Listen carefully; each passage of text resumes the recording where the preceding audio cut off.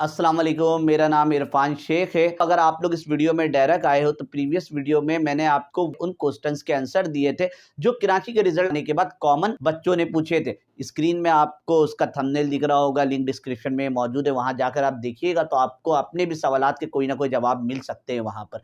अब रेशू का एक बड़ा मसला है कि भाई बच्चे कह रहे हैं हमारे टाइम पर रिजल्ट तो बहुत कम आया है, 36% आया है, तो कहीं पर 34 है, कहीं पे 38 है। देखिए भाई, कोविड से पहले भी रेशो 40 के अंदर ही रहा करता था, या तो 50 के अंदर, इससे ऊपर तो नॉर्मल जाता ही नहीं था। तो ये तो अब आप लोग ना कोविड के टाइम पर आपका दिमाग में बैठा हुआ है कि कोविड के टाइम में तो हमारे जो रेशियो आता था वो 95 96 आता था, इतना इतना बच्चा पास हो जाता था, हमारा रिजल्ट 98 आता था। वो सिर्फ कोविड तक का मामला थे। आप अपने भाई बहन से पता करिए कि क्या उनके टाइम पर 98% एग्जिस्ट करता था? नहीं। अगर किसी एक का हाईएस्ट आया तो 95 आया, वो एक से दो, बाकी सारे बच्चे 80s में ही हुआ करते थे। उस टाइम बड़ी यूनिवर्सिटी एनईडी अगर मौजूद है तो उसका मेरिट 87 85 तक ही जाया करता था, अच्छे से अच्छा फिर 87 में मिल जाता था उसको। वो तो 2 साल पहले ऐसा हुआ कि 95 कोविड के बाद ये सारा सिचुएशन स्टार्ट हुआ था। तो आप उसी क्राइटेरिया से उठकर आए हो, आपका दिमाग में वही वाला चीज बैठा हुआ। अब आते हैं कुछ के फेल हुए और नंबर कम क्यों आए। आपकी भी कोई गलती रही है, इंटर बोर्ड के मामला तो एक अलग रहे, लेकिन आपने खुद भी उनको मौका दिया है नंबर कट करने का। तो मैं आपको इस वीडियो के अंदर वो गलतियां बताऊंगा, उसे सुनने के बाद बुरा नहीं मानना, उसको समझने की कोशिश करना, ताकि सेकेंड ईयर में आप वो गलती बिल्कुल नहीं करो। और जो बच्चे यहां पर फर्स्ट ईयर की वीडियो देख रहे हो तो अगले साल वो इस गलतियों की वजह शिकार ना हो कि वो रो रहे हो, वो जाके एहतजाज कर रहे हो इंटर बोर्ड के बाद कि मेरा परसेंटेज कम आ गया, मैंने तो पूरा पेपर दिया था। गलती आपकी तरफ से भी कुछ ना कुछ मौजूद है। 10 ईयर से मैं केमिस्ट्री पढ़ा रहा, पिछले 2 सालों में बच्चों का जो रवैया रहा है सवालात को, जैसे कि अगर कोई सवाल आपसे पूछा जा रहा है तो आप उसका शॉर्ट जवाब का मतलब सिर्फ 4 पॉइंट से ज्यादा मान ही नहीं रहे हो। बच्चों को बोलते रह जाओ कि बेटा और भी चीज को एक्सप्लेन करना है यहां पर, बच्चे हमने तो नहीं करना, हम तो 4 ही पॉइंट लिखेंगे, बोल बोल कर थक जाओ। उनका शक्ल का एक्सप्रेशन ऐसा बन जाता है थोड़ा सा आगे कॉपी के अंदर, ये बेटा इतना इसका जवाब लिखना है, वो ऐसे घूर कर देख रहे हो, सर इतना सारा हम क्यों लिखे, हम 1.5 पेज क्यों लिखे, हम 2 पेज क्यों लिखे, हम तो 4 पॉइंट लिखेंगे। भाई ये आपका स्कूल थोड़ी है, 8वीं क्लास 7वीं क्लास थोड़ी है कि आप इतना सा लिखोगे और आपको वो नंबर दे दे। वहां पर आपकी मर्जी थोड़ी चल रही है, वहां पर इंटर बोर्ड के रूल को फॉलो करना होता है। नोट्स के अंदर लिखा हुआ एग्जाम्पल, अगर कोई केमिस्ट्री का स्टूडेंट है तो काइनेटिक मॉलिक्यूलर थ्योरी के पोस्टुलेट्स को बोलकर थक जाओ कि बेटा आप लोग ने 7 पॉइंट याद करना है, बच्चा नहीं हमने तो 4 ही याद करना है। बच्चा याद करने से पहले हमसे पूछ रहा है सर ये सेक्शन बी में आएगा, सेक्शन सी में। अरे आपको बी और सी से क्या मतलब है, आप 7 पोस्टुलेट्स को याद कर लो, जब उसके हिसाब से फिर डील कर लिया जाएगा। तो ये सारी चीजें आपके अंदर कूट कूट कर भर गई है कि भाई शॉर्ट का मतलब है आधा पेज ही लिखना है, भले बात मुकम्मल हो ना हो, बस आधा पेज हो गया, हाँ भाई 4 नंबर मिल जाना चाहिए। कॉपियों के अंदर इस तरह से मौजूद है। प्रीलिम की कॉपी मैंने चेक की है, टेस्ट के मैं चेक करता रहता हूं, बोल बोल कर थक जाओ, वो अपना जिद। अरे ये कौन सा जगह है जिद का, लोगों के तो लोग दुश्मन होते, यहाँ स्टूडेंट खुद अपने दुश्मन बनकर बैठे हुए, उनको किसी और की जरूरत नहीं कि कोई आके उसको गिराए, वो खुद अपने आप को गिरा रहे हैं वहां पर। ऐसे बहुत से टॉपिक है, ये तो सिर्फ मैंने केमिस्ट्री के अंदर बताया है, फिजिक्स के अंदर भी है और दूसरी जगहों पर भी है। अगर वो एक डेरिवेशन अगर फिजिक्स के अंदर केमिस्ट्री में ही हम कर रहे हैं, वहां पर 8 नंबर का सवाल है, अगर कोई केमिस्ट्री से रिलेटेड है, कुछ रेडियस वाला इस तरह का सवाल है कि सेंटर होता है यहां से लेकर यहां तक का, आपको रेडियस मालूम करना। तो अब एक बच्चा कॉपी आया है मेरे पास, 8 नंबर के सवाल है, 1.5 पेज में मुकम्मल कर दिया। अरे भाई कैसे कर दिया, आंसर आया हुआ है, बोला हाँ सर आंसर तो आ गया, स्टार्टअप लेने में इसका 1 पेज लग जाता है, इसका डायग्राम बनाना है, फिर लेट करना है, कंसीडर करना है, उसका 1.5 पेज में मुकम्मल हो गया। आंसर ला के लिख दिया और बोल रहा हाँ भाई 8 नंबर तो मिलना चाहिए, आके क्लेम लड़ भी रहा है सर आंसर तो आया हुआ। अरे भाई आपने कैसे इसको मुकम्मल कर दिया, स्टेप्स कहां हैं? तो ये 8 नंबर आपको चाहिए तो आपको प्रॉपर करना पड़ेगा। अब पता नहीं कहां कहां से उठा के लिख दिया, शॉर्टकट बीच बीच का निकाला और लिख दिया, बोला हाँ भाई मुकम्मल हो गया। ये तो सिर्फ मैंने केमिस्ट्री के अंदर बताया, यही काम वो बच्चा, कुछ बच्चा फिजिक्स में भी कर रहा होगा, कुछ दूसरे सब्जेक्ट में भी जाके शॉर्ट के चक्कर में कर रहे होंगे। एक और जो बच्चों की तरफ से बड़ा कॉमन है, अपने वर्डिंग में लिखेंगे। ठीक है भाई बिल्कुल लिखे, कोई मना नहीं कर रहा है, लेकिन आपकी इंग्लिश तो सही हो, वहां पर आपका जो कॉन्सेप्ट आया उसको लिख दिया, जब मैं उसको पढ़ना कोई मतलब ही नहीं बन रहा है। अब आपके आगे लड़े सर मेरी बात तो मैंने तो अपना सोच समझ के सही लिखा था। अरे आपने सही लिखा होगा, लेकिन इंटर बोर्ड वाले को समझ नहीं आ रहा है, या तो आप आपकी इंग्लिश अच्छी नहीं, आप खुद नहीं लिख सकते हो, तो आप वर्ड टू वर्ड याद कर लो, नोट से, एक बुक से, बहुत सारी चीजें अवेलेबल है, वहां से आप याद कर सकते हो। अगर आपकी इंग्लिश स्ट्रांग नहीं, आप खुद से नहीं लिख सकते हो, तो कोशिश नहीं करिएगा सेकेंड ईयर में भी ये करने का। वो बहुत फंकार बन रहे होते कि हम तो अपनी वर्डिंग में लिख लेंगे, अपनी वर्डिंग में लिखने का अंजाम आज भुगत रहे।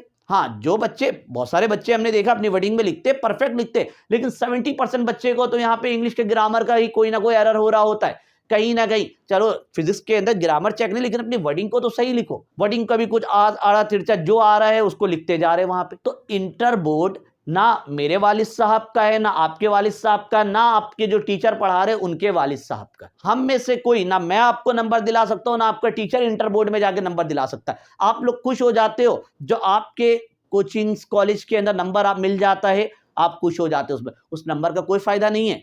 वो नंबर इंटर बोर्ड में एक नंबर काउंट नहीं होगा।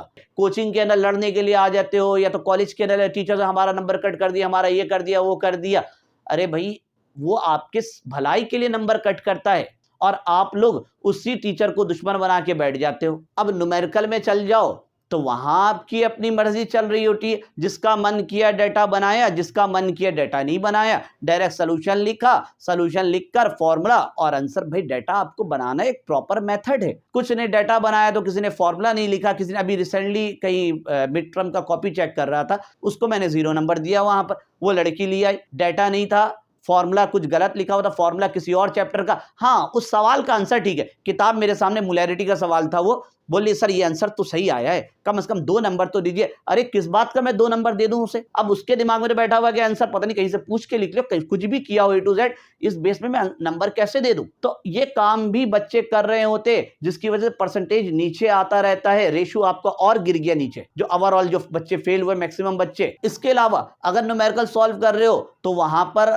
बहुत सारे मेथड गलत कर जाते हो। एक चीज जो बुक के अंदर वो मेथड नहीं है और इंटरनेशनली भी वो अलाउ नहीं है। जैसे कि एग्जांपल अगर मैं केमिस्ट्री के अंदर बात करूं, स्टोइकियोमेट्री का न्यूमेरिकल बहुत आसान होता है, चैप्टर नंबर 1 का है। जो केमिस्ट्री से वाकिफ है वो फौरी समझ गए होंगे कौन सा मास मास रिलेशन। एक बहुत बड़ा ब्लेंडर बच्चे कर रहे होते, डायरेक्ट क्या करते, वो मास से डायरेक्ट मास निकाल लेते। हालांकि ये मेथड अलाउ नहीं है। 50% बच्चे काम कर रहे होते और उनको लगता है कि एग्जाम में करेंगे नंबर दे देगा।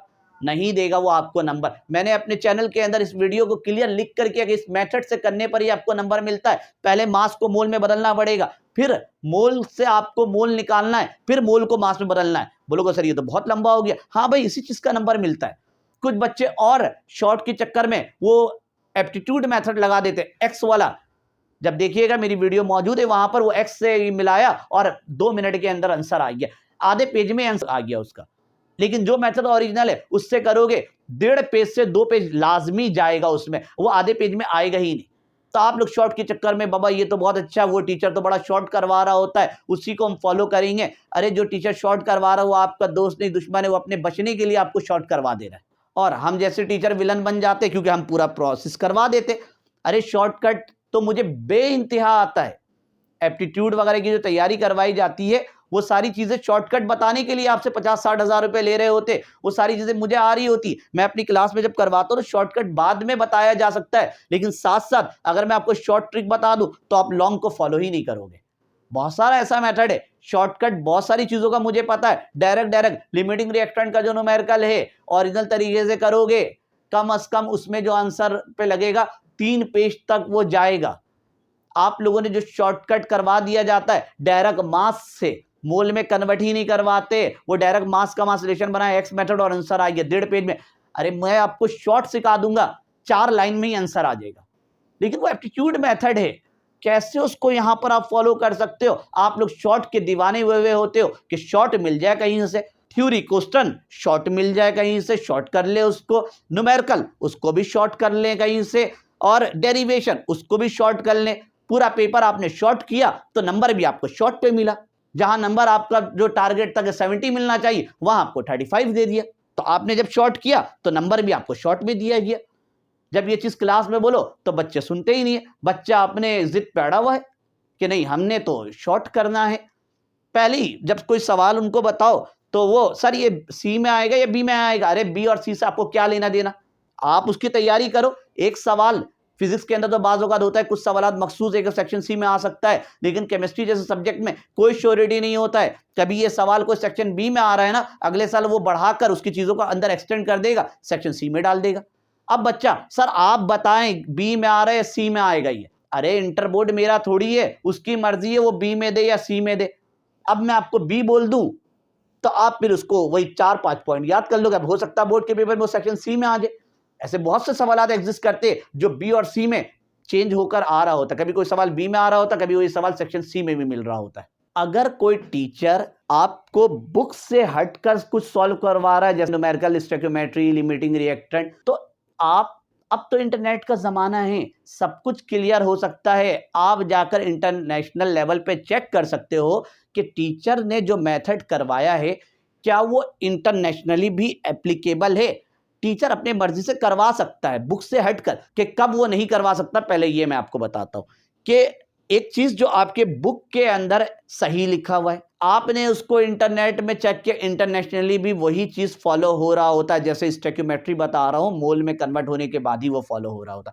अब आपके टीचर ने उसको करवा दिया दूसरे अलग मेथड से शॉर्ट पे, तो ये एग्जाम में काउंट नहीं होगा। जो भी एग्जामिनर चेक करे बोलेगा यार एक तो बुक में भी यही है, इंटरनेशनल भी यही चल रहा। अब बच्चा अपना फंकारी कर रहा है, हालांकि टीचर ने उसको करवाया, वो तो बोलेगा मेरे टीचर ने करवाया तो सही करवाया होगा। बाज़ औक़ात अभी आप लोग टीचर को जानते नहीं हो, 2 साल बाद जब आप आगे बढ़ जाओगे ना, तो आपको पता चले कितने बड़े-बड़े टोपीबाज टीचर आपके साथ टोपी करके जा चुके हैं। ये फील उस टाइम होता है जब आप यूनिवर्सिटी में जाते हो, आपको फिर पता चलता है जब ये बुक दोबारा खोलते हो, अरे ये चीज़ गायब था, ये चीज़ गायब था, ये टीचर ने नहीं पढ़ाया था। तो अगर बुक और इंटरनेशनल लेवल दोनों एक जैसा है और अगर आपके बुक के टीचर ने कोई और मेथड फॉलो कर दिया, एग्जाम में वो नंबर आपको नहीं दिया जाएगा, रॉन्ग काउंट होगा, 0 नंबर देना टीचर का हक बनेगा। वहां पर आप खिलाफ नहीं खड़े हो सकते हो, कोर्ट केस कर लो।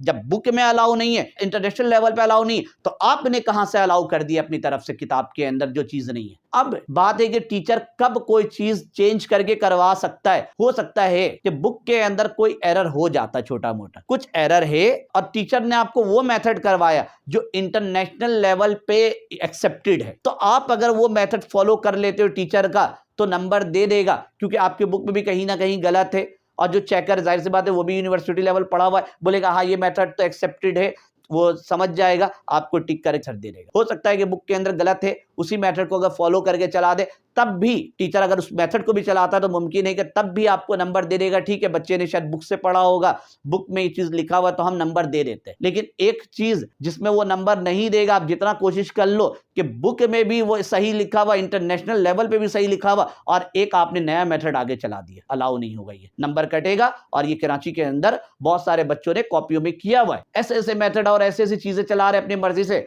जो मर्जी हो रहा कर दे रहे। ऐसा नहीं चल सकता है, नंबर नहीं मिलेगा आपको ऐसे में। तो जब टीचर करवा रहे हैं ना, तो उसको भी चेक एंड बैलेंस करें, मालूम करें। इंटरनेशनल लेवल पर आप इंटरनेट, अब तो जमाना हर के पास मोबाइल मौजूद है, कुछ ना कुछ चेक कर सकते हो। अगर कोई चीज टीचर बुक से हट रहा है, अगर बुक को फॉलो करते हुए चल रहे हो ठीक है, अगर जैसे ही वो बुक से हटकर कुछ पढ़ा रहा है तो आप बुक को देख लो। आप टीचर को डायरेक्ट नहीं बोलो, आप पहले उसको जाकर रिसर्च कर लो। अगर इन केस टीचर ने गलत पढ़ाया है, वो मेथड नहीं हो रहा है, तो आप उसको आराम से बोल सकते हो सर ये तो कहीं पर अलाउ नहीं है, इंटरनेशनल लेवल पे भी नहीं है, और हम कर रहे हैं तो एग्जाम में नंबर कट सकता है, ये वो। तो आप उनको तरीके से, अब उनको जाकर आप गुस्से से उल्टा सीधा नहीं बोलना शुरू कर दो, ये क्या पढ़ा रहे हो, ये क्या है। और एक आप लोगों के मैक्सिमम बच्चों के अंदर आदत स्टार्टअप में पढ़ना ही नहीं है, आखिरी के 2 महीने और 3 महीने में पढ़ना है, क्योंकि 9-10 में आपके दिमाग में बैठा हुआ होता है कि हमने तो 2 महीना पढ़ा था, 98 बन गया था, 97 बन गया था, 95 बन गया था। अब अगर हम नहीं भी पढ़ते हैं या बहुत का आप भी 2 महीना पढ़ते हैं, तो लोग कहते हैं इंटर मुश्किल है, तो 85 तो बन ही जाएगा बिना पढ़े। नहीं हुआ तो चलो 75 तक तो पहुंच ही जाएंगे। नहीं, जो लोग बेचारे बहुत ज्यादा पढ़े हैं उनका भी 80, 81, 75, 70, और कुछ बच्चे उनमें भी पेपर रोक के बैठे हुए। और जिन्होंने पढ़ा ही नहीं था तो उनका तो उसी वजह से तो रेशो इतना नीचे आया, उन्होंने तो इस रेशो को बनवाया है, जिन्होंने बिल्कुल नहीं पढ़ा है। इसके अलावा एक प्रेजेंटेशन की भी बहुत ज्यादा गलती बच्चे करते हैं। सवाल नंबर लिखने का कोई तरीका ही नहीं होता है, पता नहीं कहाँ लास्ट ईयर में एक बच्चे की कॉपी चेक कर रहा था, प्रीलियम की थी, अच्छा बच्चा था बहुत, मिड टर्म, बल्कि प्रीलियम नहीं मिड टर्म का था। कॉपी आया मेरे पास तो इतने गंदे तरह से उसने किया हुआ था, मैं उसको कट ही करने वाला था, इत्तेफाक से उसका नाम मैंने पढ़ लिया। पता चला ये तो पढ़ने वाला बच्चा है। फिर जब अंदर देखा तो अंदर चीजें भी उसने सही लिखी हुई। मैंने उसे 50 नंबर का था, 50 में से मैंने उसे 45 लिया, क्योंकि फिर मैंने तरीके से बैठकर मतलब कि पूरे देख कर चेक किया। उसके अंदर सारी चीजें उसने माशाल्लाह सही लिखी हुई थी। 1-2 एमसीक्यूज गलत था, कुछ उसके अंदर एरर था, बाकी सेट था। अब जो चेकर इंटर बोर्ड, उसको समझाया मैंने कि बेटा इस तरह से पेपर में लिखोगे आपका पूरा पेपर कट जाएगा। पेपर वो इतना मिला कर एक सवाल खत्म हुआ, दूसरा सवाल जो स्टार्ट हो रहा है ना, वो लाइन भी नहीं छोड़ रहा है। ये कहानी कुछ यूं है कि इधर इस तरह से अगर बोर्ड में है, ठीक है, और ये उसने लाइन खींचा हुआ है, यहां पर उसका कोई सवाल मुकम्मल हुआ समझ लीजिए, यहां पे उसने क्वेश्चन नंबर डाला और यहीं से अगला सवाल शुरू कर दिया। ये ना भाई, आगे इसको कंटिन्यू कर दिया। इंटर बोर्ड में इतना थोड़ी देखेगा, वो तो पता नहीं इस प्रेजेंटेशन को समझ ही नहीं पाएगा। हो सकता है कोने वाला हिस्सा उसको दिखे ही नहीं कि कहां उसने क्वेश्चन नंबर डाला है, कट कर लेगा। हालांकि बहुत पढ़ने वाला बच्चा, और इस तरह के कई बच्चे कराची के अंदर एग्जिस्ट कर रहे होते जो बहुत पढ़ने वाले होते, लेकिन उनका प्रेजेंटेशन का तरीका नहीं पता होता है। अब उनको स्कूल में नहीं बताया गया, कहाँ नहीं बताया गया, ये मुझे नहीं पता, लेकिन इसकी वजह से भी उस बेचारे ने पेपर देने के बावजूद पेपर में उसका नंबर कम आ गया। अच्छा पेपर देने के बावजूद उसके मार्क्स कम है। अच्छा, प्रेजेंटेशन में एक बहुत बड़ी गलती, क्वेश्चन नंबर गलत डालना। क्वेश्चन पेपर में क्वेश्चन नंबर 10 है ही नहीं। केमिस्ट्री के पेपर में क्वेश्चन 10 एग्जिस्ट नहीं करता है। पहला क्वेश्चन एमसीक्यूज होता है, दूसरा क्वेश्चन हमारे पास होता है सेक्शन बी के अंदर शॉर्ट क्वेश्चन आंसर का होता है, और 3 क्वेश्चन जो मिलते हैं वो आपको सेक्शन सी में कुछ इस तरह से होता है। ये हमारे पास क्वेश्चन 1 जो कि सेक्शन ए में होता है, एमसीक्यूज है। क्वेश्चन नंबर 2 जो होता है ये शॉर्ट होता है, इसके अंदर पार्ट होता है 1, 2 और 3, इस तरह से चल रहा होता है यहाँ पर। उसके बाद आता है सेक्शन, ये शॉर्ट हुआ, उसके बाद लॉन्ग पे जब जाते हैं तो यहाँ आपको मिलता है क्वेश्चन नंबर 3, क्वेश्चन नंबर 4 और क्वेश्चन नंबर 5। इस तरह से आपका पेपर मुकम्मल हो गया। अब बच्चे ने क्या किया, पेपर अटेम्प्ट किया और सेक्शन बी के अंदर लिख दिया उसने, कहीं पर सॉल्व किया क्वेश्चन नंबर 8। भाई क्वेश्चन नंबर 8 कहाँ है, वो तो इसके अंदर 2 का 8 है, तो क्लियर लिखो ना भाई, या तो डायरेक्ट आप वहां पे लिखो 8 इस तरह से, या तो 2 का 8 लिखो। आपने डायरेक्ट उठा के लिख दिया यूं क्वेश्चन नंबर 8। तो ये सारे भी आपको देखना पड़ता है, प्रेजेंटेशन गलत आपने नहीं करना है। आप कोई मौका ना दो एग्जामिनर को, सॉरी चेकर को, कि भाई मेरा नंबर कट करो तुम किसी तरह से। आप अपना 100% प्रेजेंटेशन को बेहतर रखो, ताकि उसको मौका नहीं मिले ना कहीं पर। आप छोटा छोटा उसको मौका दे रहे, और इंटर बोर्ड तो लगी रहती है कि किसी तरह से बच्चे का नंबर कम आए, क्योंकि आगे यूनिवर्सिटी वगैरह में सीटें नहीं है इतनी। जब तक वो यहाँ रोकेगा नहीं, आगे वो आपको कैसे सीट देगा। जब सबको क्लियर कर देगा तो फिर मेरिट वगैरह और ऊपर हो जाएगा, मामला और बढ़ जाता है। तो 9-10 में इतना ज्यादा उनको रोकने की जरूरत नहीं है, क्योंकि 9-10 के बाद कॉलेजेस बहुत है कराची के अंदर, आराम से सारे बच्चे फिट हो जाते और जगह भी बच जाता कॉलेज के अंदर। लेकिन कॉलेज के बाद गवर्नमेंट यूनिवर्सिटीज इतनी ज्यादा नहीं होती है। एनएडी के अंदर बामुश्किल शायद 2000-2500 सीट होती है, तो इतना ज्यादा नहीं है। एमबीबीएस के लिए जा रहे हो तो ये नहीं कि 10,000 बच्चे का जगह बन जाए वहां पे डॉक्टर के लिए, नहीं, इतना सीट अंदर अवेलेबल नहीं होता है, तो यहाँ आपको रोकना पड़ता है। इसके अलावा एक बहुत बड़ा मसला बच्चों के अंदर, और टीचर इस चीज का फायदा भी उठा रहा होता है, पहले दिन से ही ना आप लोग इंपॉर्टेंट के चक्कर पे पड़ जाते हो। आप लोग सोचते हो कि कुछ इंपॉर्टेंट सवालात को याद करके डॉक्टर और इंजीनियरिंग कॉलेज में, यूनिवर्सिटी में हम एडमिशन ले लेंगे। सिर्फ आप इंपॉर्टेंट जो पढ़ने में लगे रहते हो ना, ये जो रिजल्ट आया है ना, इसका यही वजह है। और अगर अब भी आप इस चक्कर में लगे रहोगे तो आने वाले वक्त में ये रिजल्ट आपका बरकरार रहेगा। जो टीचर आपको स्टार्ट में इंपॉर्टेंट बता दे और टारगेट पेपर बता दे, तो आपकी नजरों में तो वो हीरो बन जाता है उस वक्त। हम जैसे टीचर विलन बन जाते हैं, क्योंकि हम इंपॉर्टेंट नहीं बताते, हम पूरा पढ़ाने पर कंसंट्रेट करते। अगर मेरी चैनल पर आप जाकर देखोगे ना, आप लोगों ने अगर चैप्टर नंबर 4 अगर केमिस्ट्री से ताल्लुक रखते हो, गैस वाले चैप्टर को अगर जाकर देखते हो, तो आपको अंदाजा हो जाएगा कि आपने, हो सकता है कुछ बच्चों ने पूरा पढ़ा हो, लेकिन कुछ बच्चों को उसमें फील हो जाएगा कि कितनी चीजें उनके टीचर ने स्किप करवा दिया है और उनको पता भी नहीं चला, उनके साथ आंख बचोली खेलकर आगे निकल गए। वो फील भी नहीं हुआ उनको कि हमारा ये चीज छुड़वा दी गई, ये भी छुड़वा दी गई। आप इस चैनल के अंदर जहां पे ये वीडियो देख रहे हो, वहां पर आपको इस सारा चैनल के अंदर प्लेलिस्ट बना हो, वहां पर आप देख सकते हो गैसेस का चैप्टर अगर आप पढ़कर आए हुए हो तो। हम पढ़ाने को हमेशा तरजीह देते हैं कि जो है सब पढ़ लो ओरिजिनल मेथड से। बच्चे इसीलिए हमसे चिढ़ते हैं कि सर आप इंपॉर्टेंट के नाम पर तो पूरा बुक का सवाल उठाकर हमें दे देते हैं, और हम जैसे टीचर विलन बन जाते हैं कि ये तो इंपॉर्टेंट बताते ही नहीं है, या शायद इनको इंपॉर्टेंट पता ही नहीं है। अरे अकल के अंधो, जो टीचर आपको इंपॉर्टेंट नहीं बताता वो आपका दुश्मन नहीं, वो आपका भलाई चाहता है कि बच्चा सब कुछ पढ़ ले। इंटर बोर्ड से कौन सा सवाल बनकर निकलेगा ना, ये किसी को नहीं पता होता है। इंपॉर्टेंट तो लास्ट के 20 और 30 डेज में वो भी एक अंदाजा होता है। आप किसी भी बड़े से बड़े जगह में चले जाओ, जो आपको पेपर देते हैं वो एक गैस पेपर होता है, वो 100% श्योर नहीं कि वो पेपर आएगा। जो टीचर आपको स्टार्ट पे ही पेज पकड़ा दे कि बेटा ये सवाल में 8 है, 8 में से 5 कर लो, ये आपका आ जाएगा, वो आपका दोस्त नहीं, वो आपका दुश्मन है। क्योंकि जिस दिन आपको इंपॉर्टेंट पेपर मिल जाता है, आप हो या मैं हूं या कोई भी हो, वो क्या करता है, सिर्फ उसी इंपॉर्टेंट को तरजीह देना शुरू कर देता है पहले दिन से ही। अगर आप इंपॉर्टेंट को तरजीह देकर पढ़ोगे तो फिर एमसीक्यूज का तो कोई श्योरिटी नहीं है, कहां से उठकर आ जाए। 17 नंबर तो आप ऐसे ही रिस्क पे डाल दिए वहां पर। फिर टीचर भी मतलब जो बता देता है कि ये इंपॉर्टेंट नहीं है, तो फिर उस टॉपिक को वो इग्नोर करना भी स्टार्ट कर देता है, या तो फिर उसको डिटेल में पढ़ाने से हटा देता है कि बेटा ये इस साल के लिए नहीं, हटाओ इसको। स्टार्ट पे तो बहुत अच्छा लगता है, आप उस टीचर को बोलते हैं बहुत जबरदस्त टीचर है, हमने इंपॉर्टेंट बता दिया, लेकिन पता उस वक्त चलता है कि ये क्या हुआ जब तीर कमान से निकल चुका होता है और टीचर भी अल्लाह हाफिज करके साइड निकल चुका होता है कि बेटा आपका नसीब था ये, वो नसीब पे डाल देता है। फिर आप कोई क्लेम भी नहीं कर सकते इंटर बोर्ड में कि गलती आपकी थी, आपने बेवकूफ़ी की, आपको क्या जरूरत था शॉर्ट पढ़ने का। और अगर आप यही शॉर्ट के चक्कर पे रहोगे तो आगे जो एंट्री टेस्ट वगैरह है, aptitude, ECAT, MDCAT, NUST और मुख्तलिफ तरह के टेस्ट होते हैं, क्या वहां जाकर भी ये इंपॉर्टेंट आपको काम आएगा? क्योंकि आपने तो इंपॉर्टेंट चीजें ही पढ़ी, टीचर ने भी अब आपको इंपॉर्टेंट पढ़ा दिया है, और जो पूरा बुक जो है उसका क्या करोगे? सवाल तो एप्टीट्यूड वगैरह में, एंट्री टेस्ट वगैरह में, इवन कि आप तो अकेडमी में कहीं से भी एमसीक्यू से सवाल उठा के निकाला जा सकता है। आप नहीं बोल सकते हो कि ये इंपॉर्टेंट नहीं था और ये इंपॉर्टेंट था, हमने तो ये तैयारी की। तैयारी का एक ही तरीका है कि पूरा बुक आपने तैयार रखना है, पूरा प्रिपरेशन करना है, हर कोने कोने को।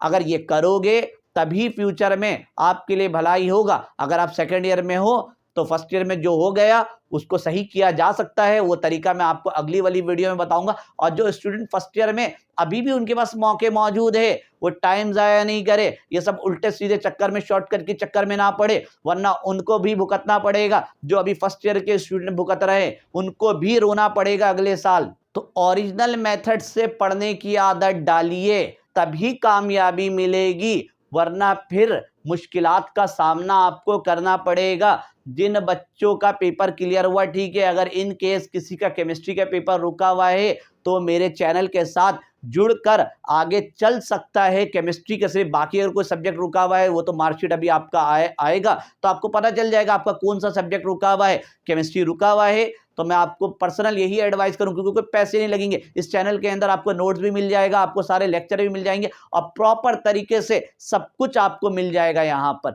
एक एक चीज आप जब चैप्टर्स देखोगे, अभी मैंने 2 ही चैप्टर किया, लेकिन अब ये दूसरा चैप्टर जो गैसेस वाला था बहुत लंबा था, इसलिए टाइम लग गया। अब छोटे छोटे चैप्टर जल्दी जल्दी निकलेंगे, तो हर चैप्टर्स को इसके अंदर डिटेल में मैंने बना के रखा हुआ है, ताकि आपका एमसीक्यूज हो, आपका डेरिवेशन का मसला हो और मुख्तलिफ तरह की चीजें सारा मुकम्मल करके इसके अंदर मैं डाल रहा हूँ। कोई शॉर्टकट के चक्कर में ना मैं पढ़ रहा हूँ ना मैं बच्चों को पढ़ने दे रहा हूँ, क्योंकि कराची के अंदर ये चीज मैं देखते हुए आ रहा था। इन्हीं चीजों से परेशान होकर मैंने बोला कि अब चैनल बना लो ताकि हर चीजें क्लियर हो जाए, बच्चों के सामने सब कुछ रख जाए, ताकि कोई टीचर अगर कोई टोपी कर रहा हो तो क्लियर पता चल जाए कि भाई यहाँ पे टोपी हो रहा है। आप खुद चेक एंड बैलेंस कर लो। अगर आप पेरेंट्स हो तो आप खुद भी चेक एंड बैलेंस कर सकते हो अपने बच्चे के लिए कि हमारे बच्चे को पढ़ाया गया है नहीं पढ़ाया गया, क्योंकि मेरे चैनल के अंदर हर एक चीज ऐड की गई है वहां पर, ताकि आपका बच्चा एप्टीट्यूड में, एंट्री टेस्ट वगैरह में भी जाकर ना फंसे, क्योंकि थ्योरी को मैंने वहां पर स्ट्रांग रखा है। अच्छा, अगर आपको लगता, अगर बातें बुरी नहीं लगी हो, जो रियलिटी था वो मैंने आपके सामने रख दिया है। इस तरह की मजीद वीडियो भी आगे मैं आपके सामने लाता रहूंगा। एक तो टॉपिक का चलता रहेगा, वो तो सिर्फ केमिस्ट्री के स्टूडेंट के लिए, जो केमिस्ट्री लिए हुए उनके लिए बेनिफिट है, लेकिन इसके अलावा भी इंटर बोर्ड और मुख्तलिफ तरह के एडवाइस वगैरह इस चैनल के अंदर मैं आपको देता रहूंगा। अगर आपको लगता है कि इसको सब्सक्राइब करना चाहिए तो कर लीजिए, ताकि आपको नोटिफिकेशन मिलता रहेगा। और अगर बुरा लगा किसी बात के लिए तो माजरत है, लेकिन जो एक रियलिटी थी वो मैंने आपके सामने रख दी। इंटर बोर्ड को तो आप सेट नहीं कर सकते हो, जो है वो वही, आप जितना एहतजाज करना है कर लीजिए, कोई आपको उसका रिजल्ट नहीं मिलने वाला है। वो भी आप कराची के अंदर हो तो कराची के अंदर तो वैसे भी कोई सुनवाई होती नहीं है कि इलेक्ट्रिक का मसला है तो वो चल ही रहा है, गैस का मसला है तो चल ही रहा है, कहीं पानी का मसला है तो चल ही रहा है। तो इंटर बोर्ड के अंदर भी कोई मसला है तो वो आपको इससे कोई हल होने वाला नहीं है। अपने आप को ही जितना आप बेहतर कर सकते हो, जो गलतियां मैंने बताई है उस पर कंसंट्रेट करके अपने मार्क्स को इंप्रूव कर सकते हो। इंटर बोर्ड को क्लेम देकर टाइम जाया करके, दौड़ भाग करके, ये सब करके अपना सेकंड ईयर भी जाया करोगे तो बेहतर यही है कि अपना सेकंड ईयर जाया नहीं करो, डिप्रेशन पे ना जाओ, टेंशन नहीं लो। इसके बाद वाली वीडियो में मैं आपको वो चीज बताऊंगा, वो तरीका बताऊंगा किस तरह से अब आप आगे बढ़ सकते हो, अपने मार्क्स को इंप्रूव कर सकते हो, क्योंकि अब फर्स्ट ईयर तो खराब हो गया, अब उसका तो अब हम क्या करें।